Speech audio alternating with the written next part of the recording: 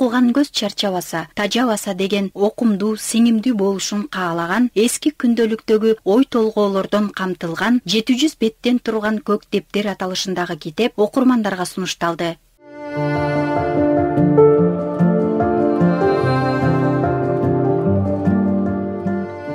Абдулас Малдыбаев атындагы опера балет театрынын керемет кооз залында өткөн саамалыктын жүрүшүндө бир дагы узун тексти жок. Баары башталып кайра бүткөн. Суроо жообу айтайын, айтпай эле коеюн дегенинин баары кыска камтылган Көк тептер тууралуу көп кептер айтылып, сөз таанып акыл калчаган коноктор пикирлерин айтышты. Ушул жеңишедиги маркум досубуз Калмурат Рыскулов эртегендик баалар.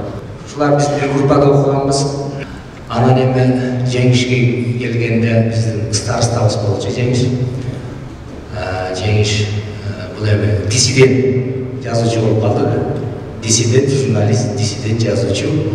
Автордун айтымында Көк тептер гезитте иштегенде түзгөн рубрикасы болгон. Ошол кичинекей рубрикадан китепке айланды. Албетте, чоң көлөмдүү китепти окурмандарга тартуулаш жеңил эмес. Ансыз да мындай калың китеп менен азыркы окурманды тартуу, кызыктыруу оңойго турбайт. Визуалдык агрессия деп коет ушул биздеги мынчалык төшөлүп окуй турган китепти азыр окуш кыйын.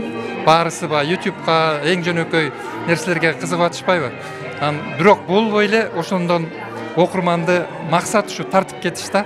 Ал тартып кетүүгө негизи эле окурман жакшы жазуучун эмес, бул жазуучулар азыр окурманды издей турган кези болуп атат.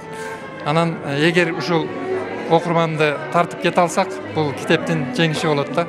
Азыр эми китептин туулганына эмес, турганына сүйүнөйүн деп атам.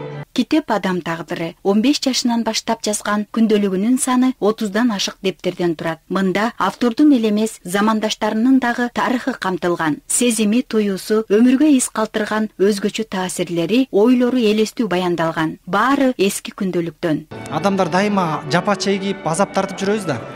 Анан азап Европада көппү же Кыргызстанда көппү деген суроону бердим дейт. Китепте жазылып атат. Аягында жообун таптым дейт.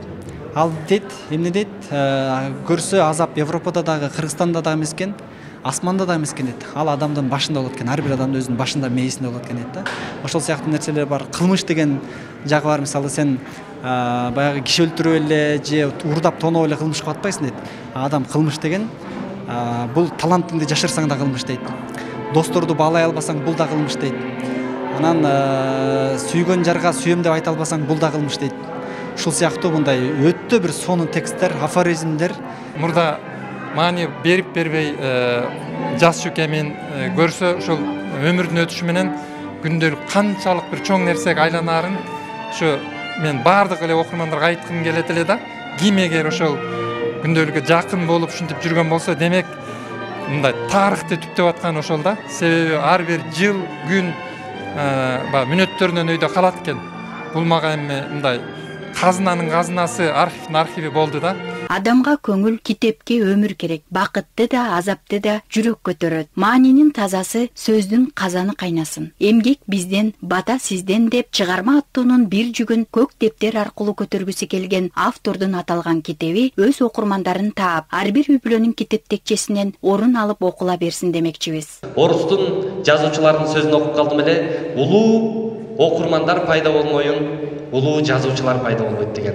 Демек бул жерде заманыбыздын залкар инсандары баш болуп келип отурат. Демек сиз улуу жазуучу болушуңузга тилектешмин.